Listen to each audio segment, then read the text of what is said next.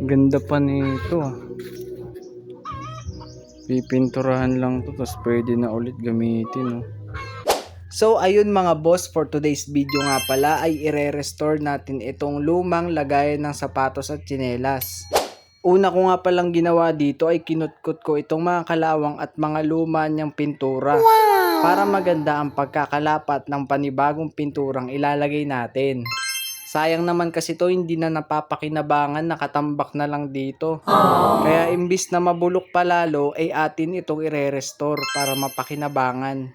Pagkatapos ko nga pala dito magkutkot ng mga kalawang ay ito hinalo ko na ang ating pintura. Kulay blue nga pala yung ilalagay natin dito. Minekos-mekos ko nga lang pala to at pagkatapos ito na ilalapat na natin para boom, panis, napakaganda.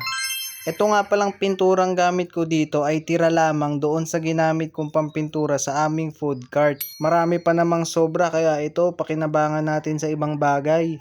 At pagkatapos, Ayun guys, natapos ko na siya pinturahan. Ayan, antayin na lang natin siyang matuyo. Hanggang dito na lang po. Sa mga hindi pa nakafollow dyan, mag-follow na kayo. Thank you for watching.